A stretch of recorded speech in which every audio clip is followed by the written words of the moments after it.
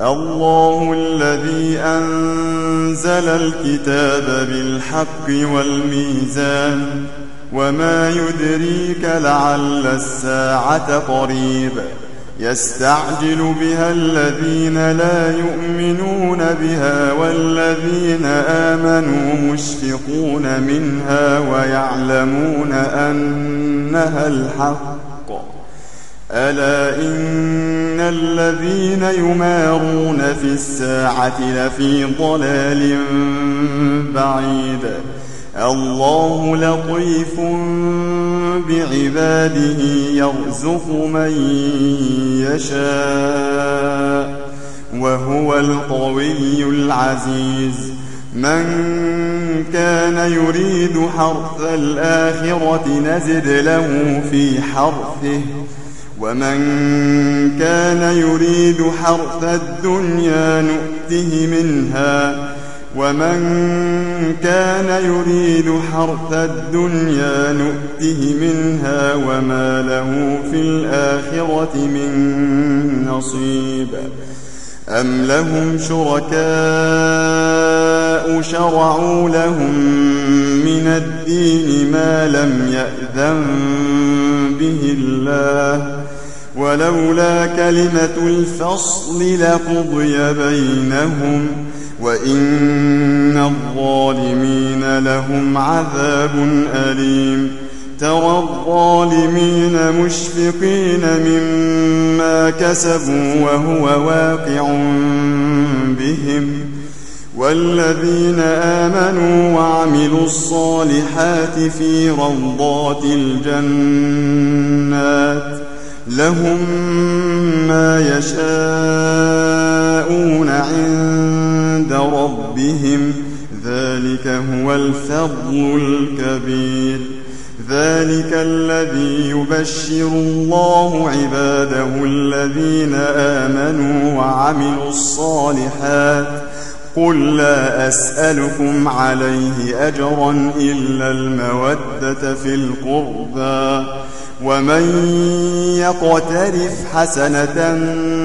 نزد له فيها حسنا إن الله غفور شكور أم يقولون افترى على الله كذبا فإن يشاء الله يختم على قلبك ويمحو الله الباطل ويحق الحق بكلماته إنه عليم بذات الصدور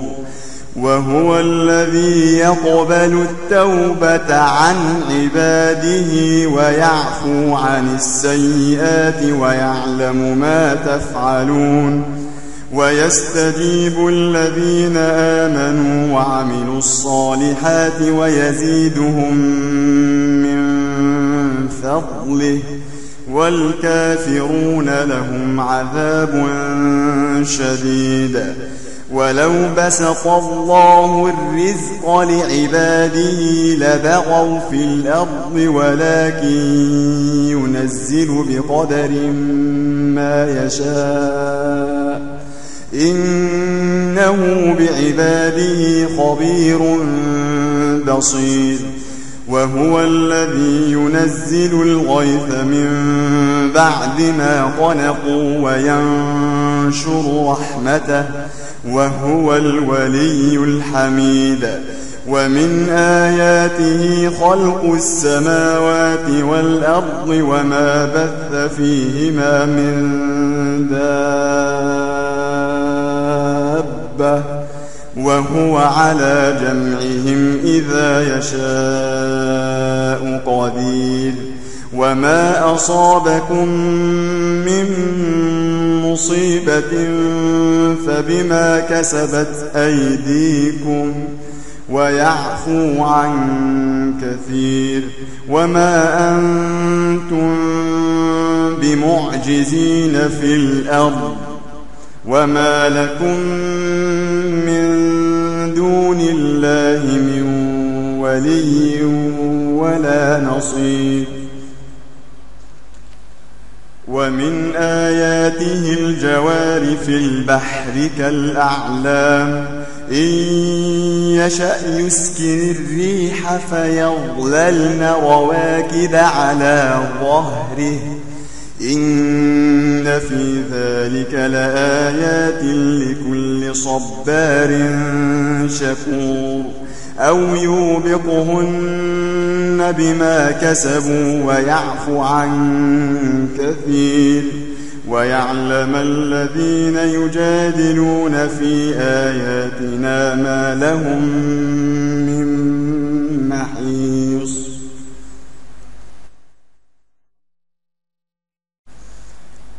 ويعلم الذين يجادلون في آياتنا ما لهم من محيص فما أوتيتم من شيء فمتاع الحياة الدنيا وما عند الله خير وأبقى للذين آمنوا وعلى ربهم يتوكلون والذين يجتنبون كبائر الإثم والفواحش وإذا ما غضبوا هم يغفرون والذين استجابوا لربهم وأقاموا الصلاة وأمرهم شورى بينهم ومما رزقناهم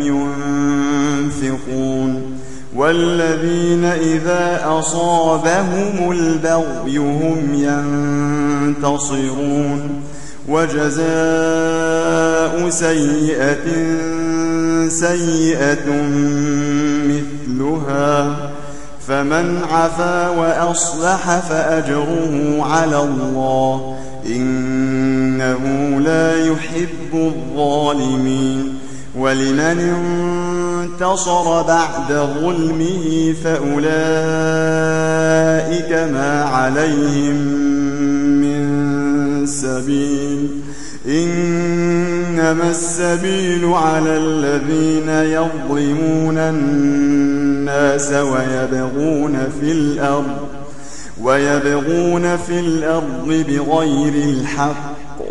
أولئك لهم عذاب أليم ولمن صبر وغفر إن ذلك لمن عزم الأمور ومن يضلل الله فما له من ولي من بعده وترى الظالمين لما رأوا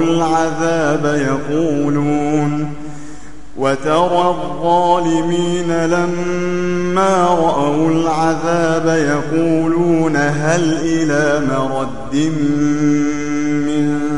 سبيل وتراهم يعرضون عليها خاشعين من الذل ينظرون من طرف خفي وقال الذين آمنوا إن الخاسرين الذين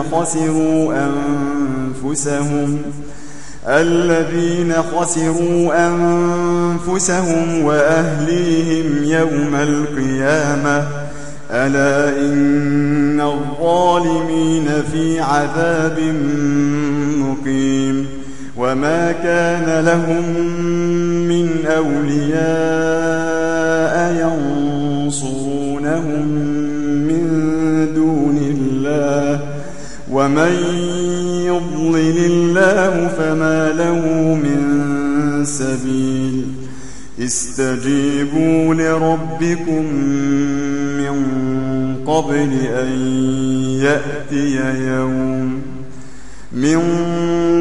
أن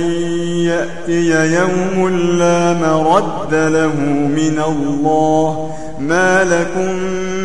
من ملجأ يومئذ وما لكم من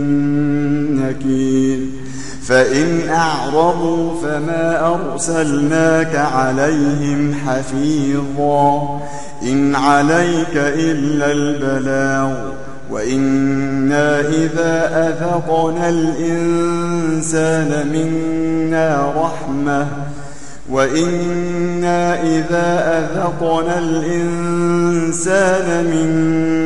رحمة فرح بها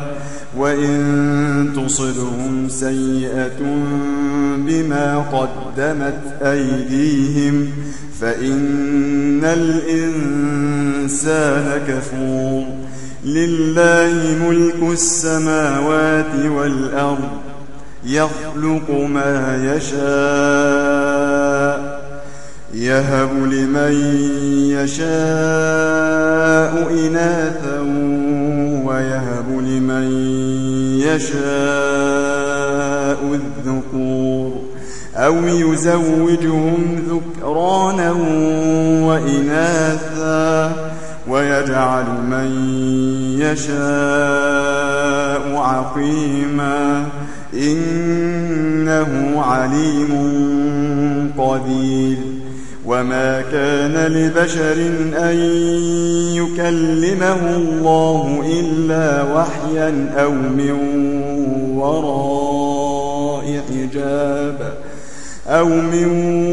وراء حجاب أو يرسل رسولا فيوحي بإذنه ما يشاء إنه علي حكيم وكذلك أوحينا إليك روحا من أمرنا ما كنت تدري ما الكتاب ولا الإيمان ولكن جعلناه نورا